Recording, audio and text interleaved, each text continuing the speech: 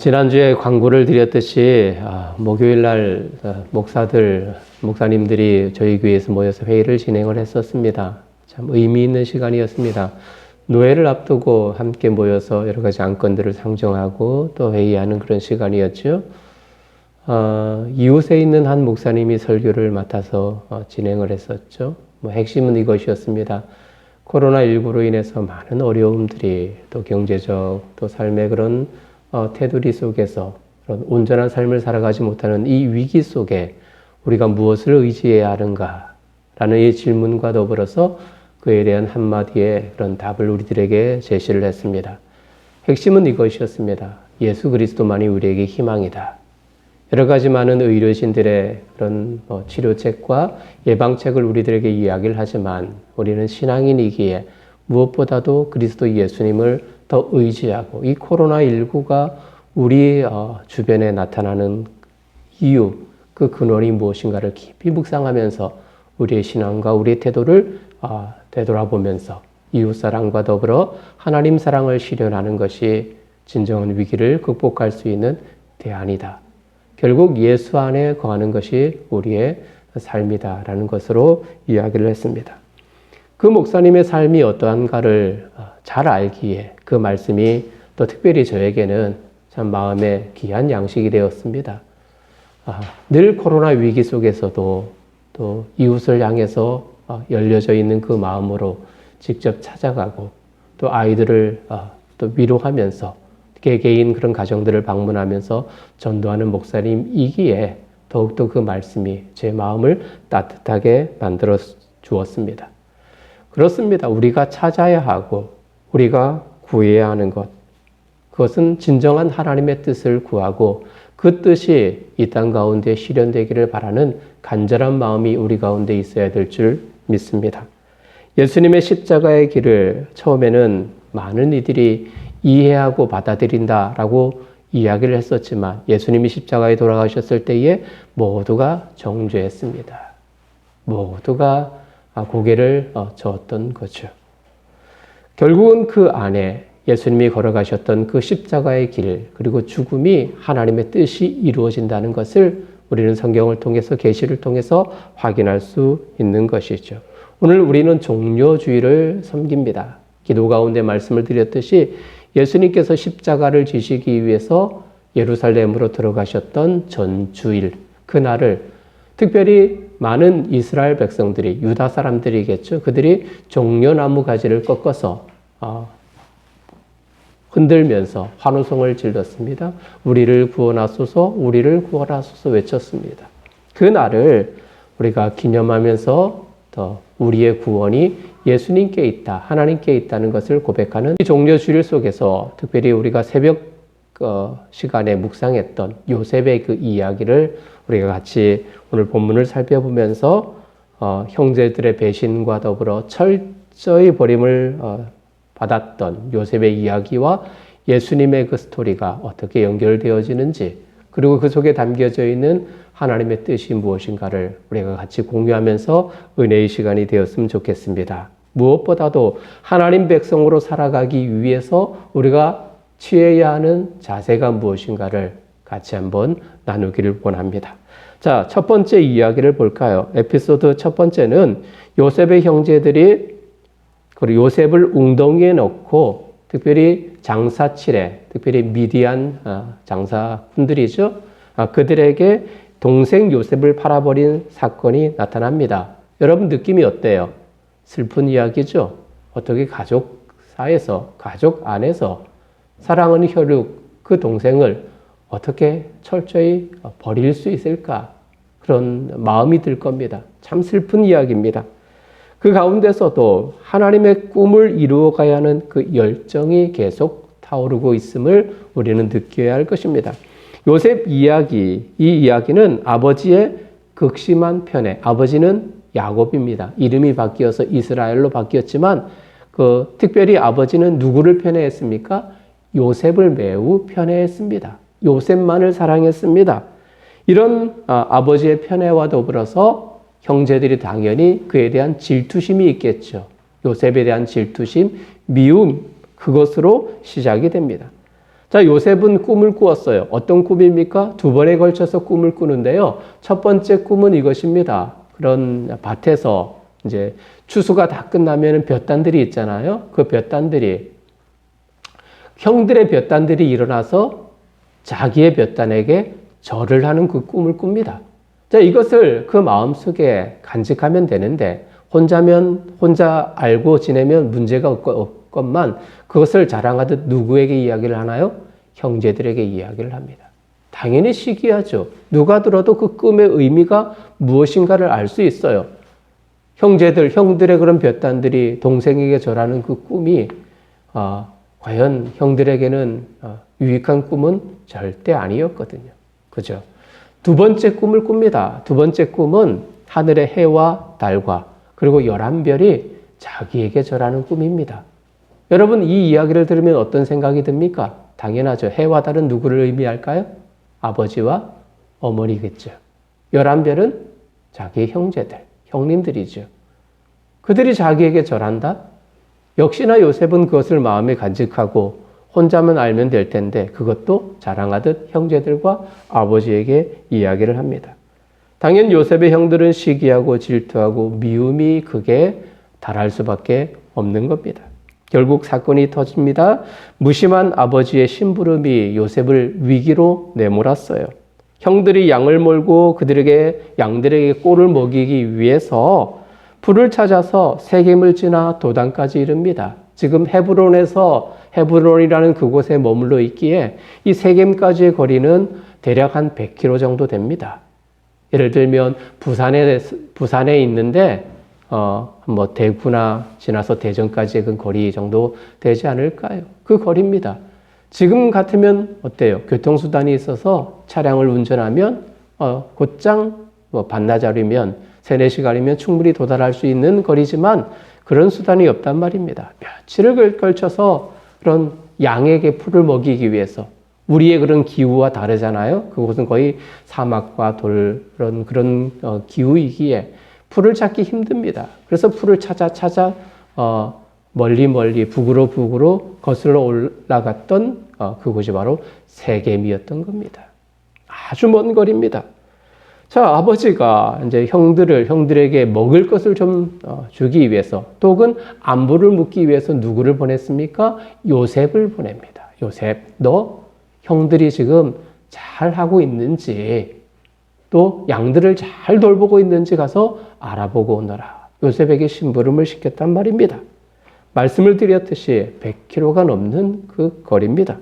그리고 특별히 세겜이라는 것은 역사적으로 그 가문에게 아주 크나큰 의미가 있는 곳입니다. 세겜에서 어떤 일이 있었냐면 그 요셉의 아들들이 12명이거든요. 그 12명 가운데에 딸이 하나가 있었어요. 형제들, 자매죠. 자매인 그 디나라는 이 딸이 그 부족에 있는 아들에게 추행을 당했어요.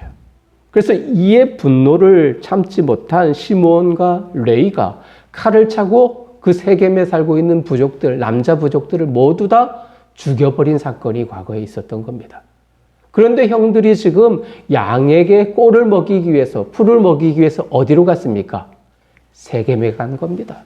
그리고 세겜에서 그 옆 동네인 그런 도단까지 건너간 지경이에요.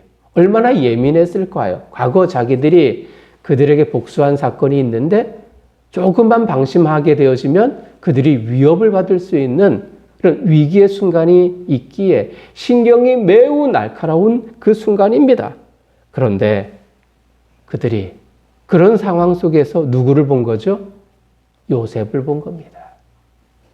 시기하고 질투하고 미움의 대상인, 특별히 아버지의 편애를 받는 요셉이 오는 그 모습을 형제들이 본 겁니다.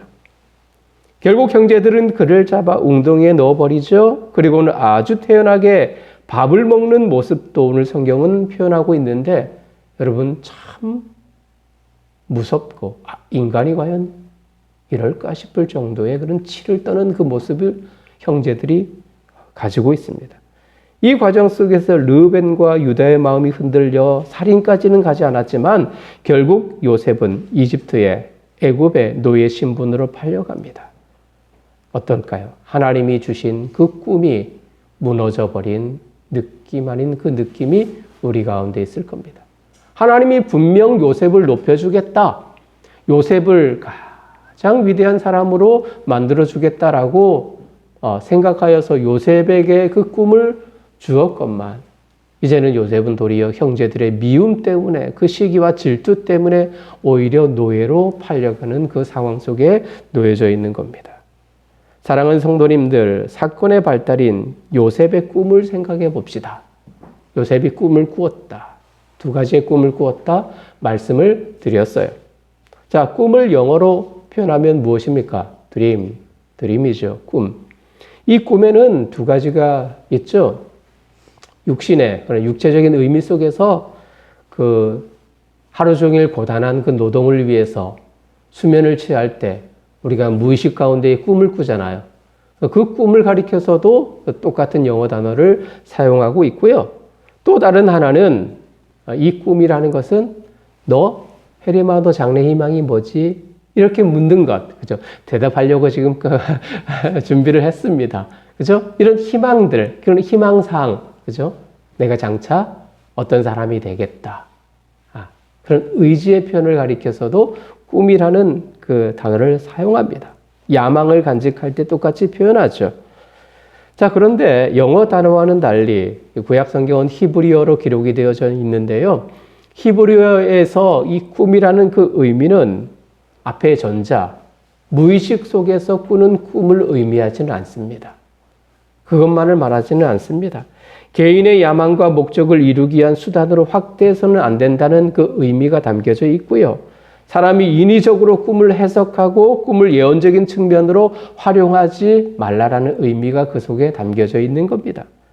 그러면서도 가능성은 열어두고 있지요. 어떤 가능성일까요? 하나님이 주신 꿈은 하나님께서 하나님의 뜻을 이루기 위한 계시적인 측면이 있다는 것을 의미하는 겁니다. 그래서 여러분, 요셉의 꿈이라는 것은 아주 일반적이지는 않습니다. 그런데 여러분, 형들의 문제가 무엇인지 압니까? 형들이 요셉의 꿈을 들었을 때에 요셉의 그 꿈을 단순히 야망을 이루기 위한 하나의 수단으로만 형들이 생각했던 것이 문제였던 거예요. 그 꿈의 이야기를 들으면 분명히 연결시켜야 되잖아요. 예사롭지 않는 꿈입니다. 예사롭지 않는 그 꿈이라면 분명히 그 요셉의 꿈 속에서는 하나님의 의지와 하나님의 계시와 하나님의 인도하심이 있다는 것을 형들이 감지해야 하는데 형들은 그것을 전혀 생각하지 않습니다. 고려하지 않습니다. 요셉 저 녀석은 저 녀석만의 그 꿈을 실현하기 위한 야망의 수단일 뿐이다라고 생각했던 것이 형들의 문제였던 겁니다.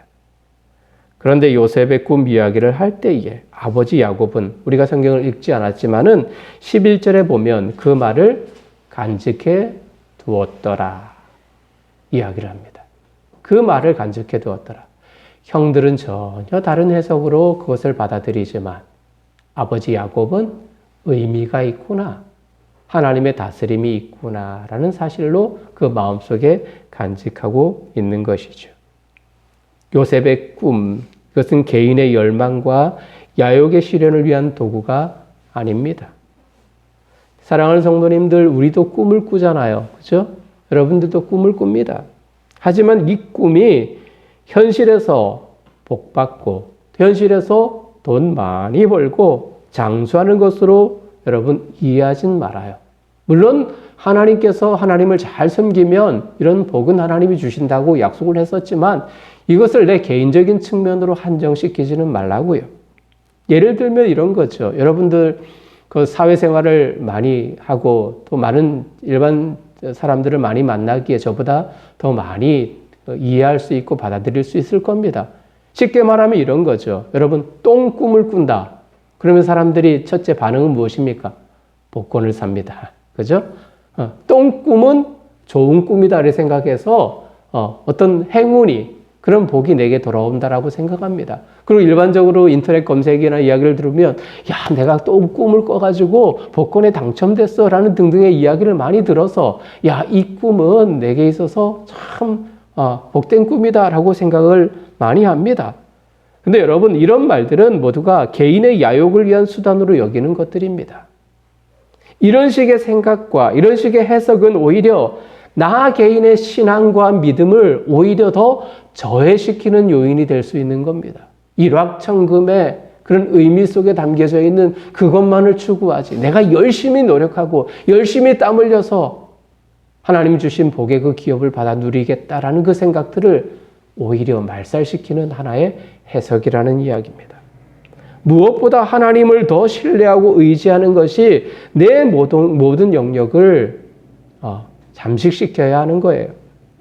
물론 개인적인 측면이 강하지만 보다 더 넓은 의미로 하나님이 하실 일에 대한 기대로 사람과 하나님을 영화롭게 하는 쪽으로 우리는 나아가야 할 줄 믿습니다. 형들의 그 잘못은 요셉이 가진 그 꿈, 요셉이 간직한 그 꿈을 요셉에게만 한정시켰다라는 그 잘못이 있는 거예요. 하나님과 연관시켜서 해석하지 않았단 말이에요. 그의 출세, 자신들보다 더 많은 유산, 아버지의 모든 것을 차지하려는 것으로만 형들은 생각했던 겁니다. 그래서 형들은 잠재된 위험의 요소인 요셉을 웅덩이에 내던졌습니다. 그리고 노예로 팔아버렸습니다. 미움이 시기로 나아가 악한 감정과 적대로 드러난 것입니다. 사랑하는 여러분, 요셉을 보면서 여러분들 생각나시는 분이 계시지요? 예수님, 주 예수 그리스도 동일하게 팔렸습니다. 오늘 성경을 보면 요셉은 은 20에 팔렸다라고 이야기를 하고 있고요. 예수님은 30에 사랑하는 가룟 유다의 배신으로 인해서 예수님이 넘겨짐을 당해 십자가에 매달리셨습니다. 주님이 이 땅에 오셔서 우리와 같은 인간의 삶을 사셨습니다. 30년을 아버지와 형제 자매를 위해서 가진 그 직업, 몫으로서의 헌신을 다했습니다. 주님도 꿈을 간직하고 계셨어요. 이 꿈은 다른 이들과 일반 사람들과는 매우 다릅니다. 개인적인 욕심이 아닌 모든 이들을 향한 하나님의 보편적인 사랑의 꿈입니다. 때가 되어 꿈을 이루기 위해서 아버지를 떠나서 가족들의 품을 떠나 그런 가족들의 만류에도 불구하고 십자가의 길을 스스로 걸으셨어요. 배부름을 추구하지도 않았습니다. 인기도 멀리했습니다. 오직 하늘의 뜻을 이루기 위한 한 걸음이었습니다. 그 길은 형통의 길이 아니라 오히려 고난과 채찍과 배고픔과 아픔과 멸시와 죽음의 길이었던 거예요. 한치의 망설임도 없으셨습니다. 사랑하는 제자인 가룟이라는 유다, 그의 배신을 알면서도 그렇게 환호하는 백성들의 그 외침 속에서도 예수여 우리를 구원하소서 우리를 구원하소서 외치는 그 백성들의 그 뒤안길에는 개인의 욕심을 이루기 위한 외침이었다는 그 사실을 알면서도 예수님은 굳건히 십자가를 향해 그 십자가를 지시기 위해서 예루살렘으로 발걸음을 옮기셨습니다. 단 하나, 하늘의 꿈을 이루기 위해서였습니다. 우리에게도 꿈이 있습니다. 세상과 다른 꿈입니다. 그래서 세상의 사람들이 우리를 미워합니다. 코로나는 어느 곳에서 언제 어떻게 발생하는지 알지 못합니다. 사실 지난주에 말씀을 드렸듯이 질병본부에서 근무하는 한 근로자가, 한 직원이 양심 고백을 했습니다. 코로나 바이러스가 예배를 통해서 발병된 사례는 단 한 건도 없습니다. 후속 모임인 식사 모임을 통해서 발병이 되었었지 예배의 모임 속에서 예배하고 찬양하고 기도하는 그 속에서 이루어진 적은 하나도 없습니다. 그런데 매스컴이나 질병본부에서 발표되어지는 모든 상황은 모든 질병의 코로나 바이러스의 그런 초기의 그 원인은 교회로 돌리는 그 분위기가 너무나도 많이 있습니다. 여러분 식당을 가봐서 알잖아요. 요즘에 철저하게 방역하고 수칙을 지키는 것은 교회 외에는 없다는 것을 잘 알지 않습니까? 그런데도 불구하고 세상은 계속해서 교회를 핍박합니다. 이유가 있죠. 우리가 간직한 꿈과 세상이 간직하는 꿈이 다르기 때문입니다. 쉽게 말해서 형들이 가지고 있는 생각과 요셉에게 주신 꿈의 차이가 있기 때문입니다. 그 해석을 형들은 다르게 해석할 뿐이라는 이야기겠죠. 우리는 세상이 하나님과 함께 하나 되기를 바라지만 그들은 전혀 기대하지도 원하지도 않아요. 받아들이려고도 하지 않아요. 오직 개인의 욕심만, 이 세상의 삶만을 고집합니다. 그래서 갈등이 일어납니다. 예수님이 당한 고통과 죽음이 하나의 예화이지 않을까요? 세상이 보는 시선, 한마디로 미움이다라고 표현할 수 있겠습니다. 하나님이 주신 이 꿈, 세상의 꿈과 하나님의 꿈이 그 갈등 앞에서 우리는 때로는 무기력해질 수 있습니다. 교회에 다닌다는 이유 하나만으로, 하나님을 믿는다는 그 이유만으로 무기력해질 수도 있고요. 방향을 잃어버릴 수도 있습니다. 최근에 이곳에 교회를 이전하면서 전도 대상자가 있습니다. 아주 자주 만납니다. 그런데도 교회에 오지 않는 그 이유가 회사의 방침이 교회 가지 말라라는 그 방침이 있다는 그것 때문입니다. 세상이 이처럼 미워한다고요. 다르기 때문에 꿈이. 그래서 우리는 미움받고 또 무기력해지고 방향성도 잃을 수도 있습니다. 형들의 시기와 미움으로 공경에 처할 때도 있습니다. 때로는 웅덩이에 빠질 수도 있고요. 때로는 팔려갈 수도 있겠죠. 하지만 하나님의 뜻은 그 과정을 통해서 실현됨을 잊지 말아요. 우리의 미움보다 하나님이 주신 긍정적이고 미래적인 꿈을 지니면서 그 꿈의 실현을 고대하고 바라며 살아가는 것이 우리의 진정한 삶이라는 말입니다. 우리는 하나님의 꿈을 간직하고 그 꿈을 이루어내는 하나님 나라의 백성입니다. 두 번째 에피소드로 넘어가겠습니다. 두 번째 이야기는 요셉을 팔아버린 형들이 아버지에게 거짓을 구하는 장면입니다. 그렇죠. 슬픈 가족사의 한 장면이기도 하지만 우리는 어떤 어려움과 환난을 겪는다 해도 하나님의 섭리를 인정하고 기꺼이 그분께 우리의 삶을 드릴 수 있는 순종의 삶이 필요하다라는 사실을 우리 마음속에 다짐할 수 있습니다. 여러분 질문을 하죠. 야곱에게 있어서 이 야곱이라는 사람 아버지입니다. 아버지 야곱. 그에게 있어서 가장 슬픈 순간이 언제일까요? 성경을 조금 읽었던 분이시라면 이 흐름들을 잘 이해할 수 있겠지만 그렇지 못하면 조금 부연적인 설명이 필요할 것입니다. 그러나 시간상 그래서 좀 힘들고요.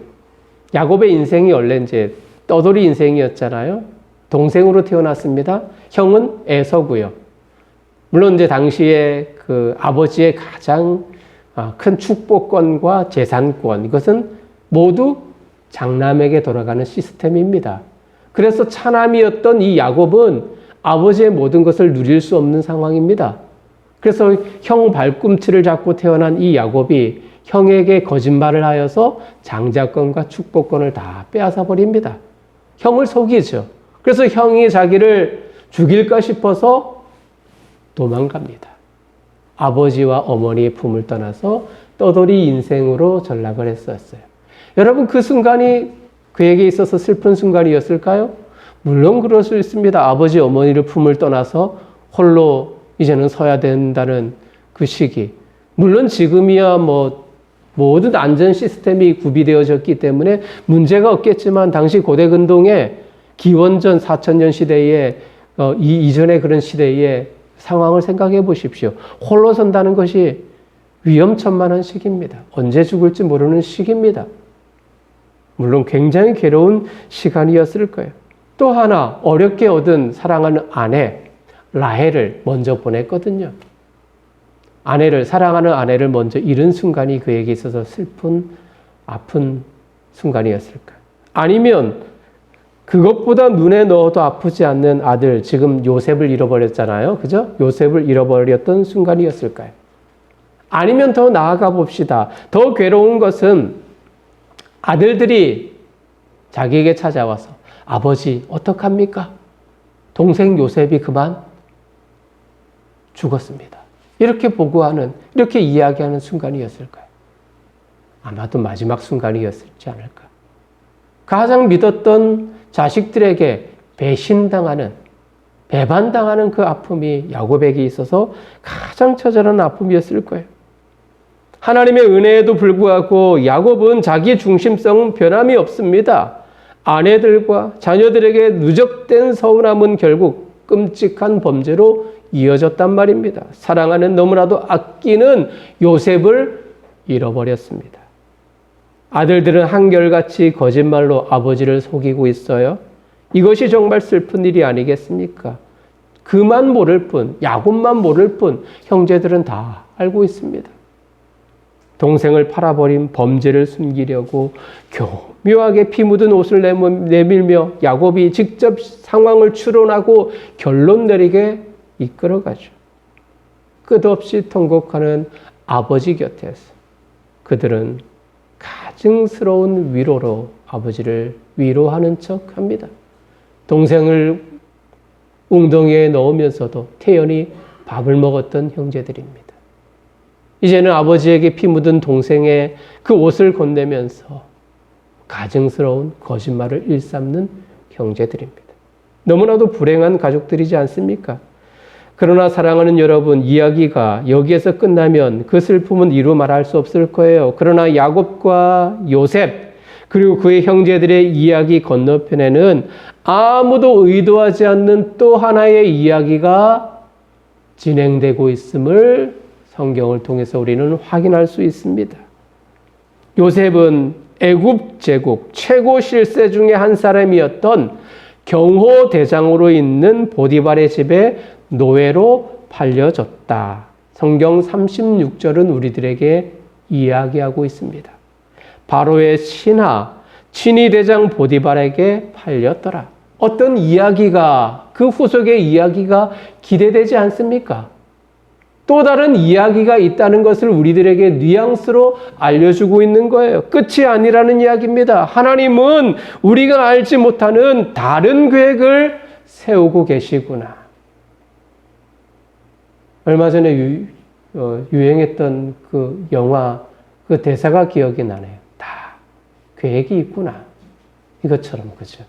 하나님은 다 계획을 가지고 계셨단 말입니다. 2000년 전 지금쯤 주님은 예루살렘을 향해 나아갑니다. 성 입구를 향하고 계시죠. 평생 가족들을 위해서 헌신했습니다. 수고했습니다. 땀을 흘렸습니다. 이제는 하나님의 말씀 앞에 순종의 길을 걸으십니다. 환호하는 유다 백성들이 있고요. 그 이면에는 모두가 자기 중심성을 가지고 있다 말씀을 드렸어요. 여러분, 종교인들을 보십시오. 당시 바리새인들, 사두개인들, 서기관, 때론 독립을 이루어내기 위해서 열정을 쏟는 열심당원들이 있고요. 로마에 충성하는 총독과 로마 군인들이 있습니다. 모두가 한결같이 자기 이익과 자기 그런 욕심을 채우기 위한 사람들입니다. 특별히 우리가 주목해야 할 사람들이 있습니다. 바로 바리새인과 사두개인들입니다.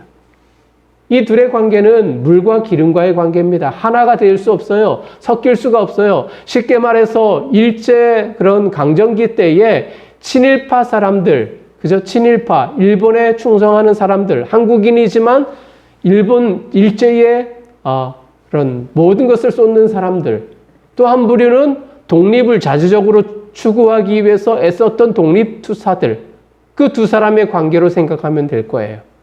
그런데 성경을 보면은 사두개인들과 바리새인들이 하나가 되었어요. 일제에 충성하는 사람들과 독립을 추구하는 사람들이 하나가 되었다는 거예요. 목적은 하나, 예수를 죽이기 위한 단 하나의 목적 때문에. 아이러니하지 않습니까? 이해할 수가 없습니다.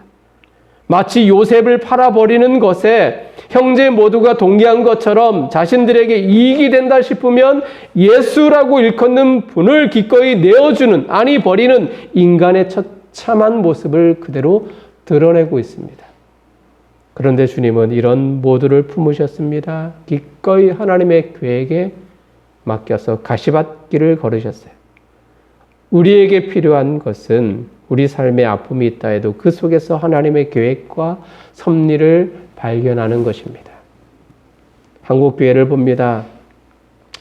70년대, 80년대, 또 90년대 초반까지는 교회를 딱 세우면 많은 이들이 교회로 발걸음을 내디뎠습니다.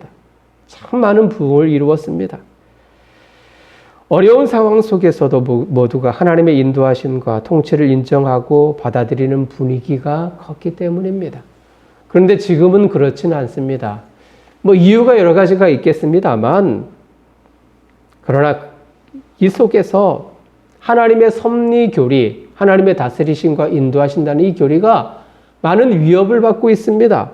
이유는 단순합니다. 과학 문명의 발달과 더불어서 인간 사고의 고도화, 또 혹은 물질 우선주의, 한 세 가지 정도로 정리를 할 수 있어요. 과학의 발달을 보십시오. 수많은 자연 현상과 사회 심리 현상들의 인과관계, 원인과 결과죠. 그 인과관계를 수집되는 데이터의 그런 소스를 가지고 판단합니다.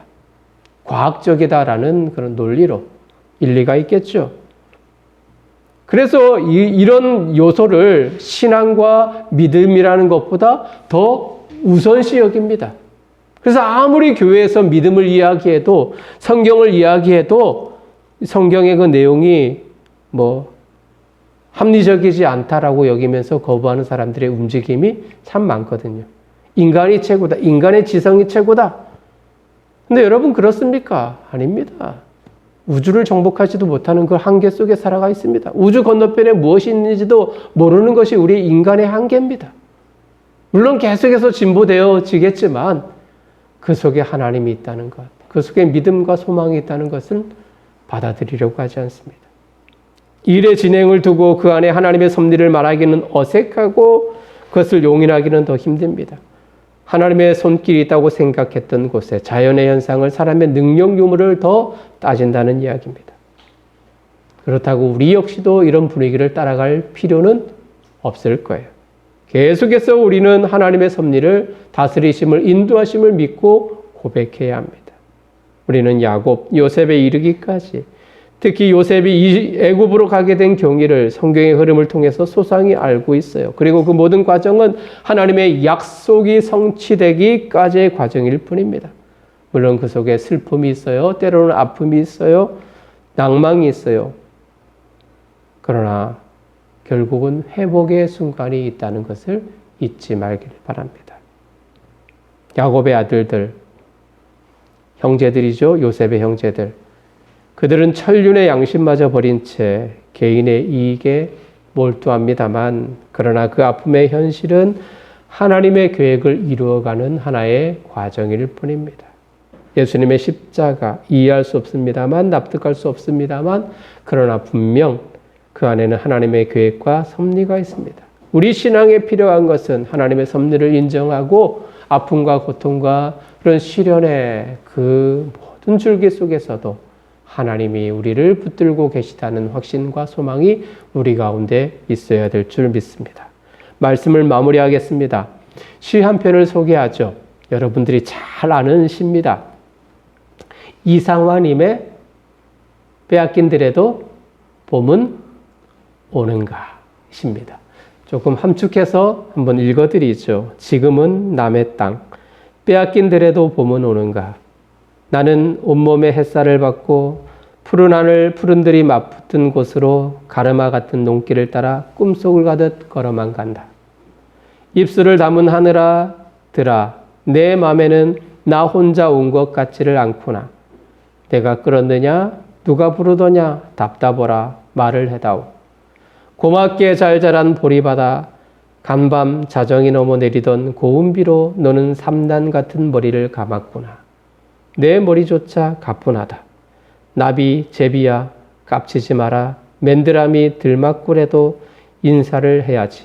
아주까리 기름을 바른 이가 지신 매던 그들이라 다 보고 싶다.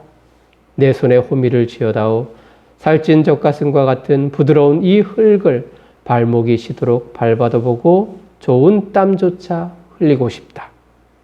나는 온몸에 푼대를 띠고 푸른 웃음, 푸른 서름이 아우러진 사이로 다리를 절며 하루를 걷는다. 아마도 봄 신령이 집혔나 보다.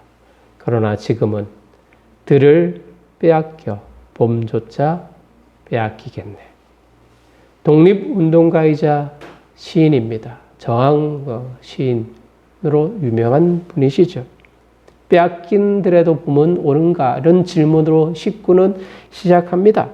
그리고 지금은 남의 땅이라고 말하지만 여러분들은 이 시의 여러 가지 많은 어구를 생각해 보면 그래도 여전히 봄은 오고 있다라는 것을 우리가 느낄 수가 있어요. 감지할 수가 있습니다. 결국 희망과 미래는 우리 편이고 그 희망과 꿈을 잃지 않는 사람들에게는 봄은 주어진다라는 것을 우리들에게 어감으로 말해주고 있습니다. 오늘 우리는 성경을 통해서 요셉의 비극, 그 가문의 그런 암흑사를 우리가 살펴보았습니다. 어느 것 하나 제대로 된 것 없는 가정이고 비극으로 끝이 날 것 같은 그 인생의 여정이었죠. 그런데 그 속에서 하나님은 다 계획을 가지고 계신다. 이런 주제를 우리가 발견할 수 있었습니다. 주님 역시도 예루살렘 입성, 죽음을 향해 나아가는 예수님의 길에 하나님의 의지와 소망과 부활을 꿈꿀 수가 있습니다. 우리 인생에, 여러분의 인생에 암울한 것들이 많을 수가 있어요. 그러나 여러분, 언젠간 그 암울을, 그 좌절을, 그 아픔을 뒤엎을 봄은 찾아온다. 이 마음 잃지 말기를 간절히 원합니다. 하나님의 다스리심과 계획을 우리가 의지한다면 우리에게는 언제나 봄이 온다는 그 사실을 마음속에 간직하기를 원합니다. 이 믿음과 이 소망으로 살아 승리하는 모든 성도님들 되시기를 주님의 이름으로 축복합니다.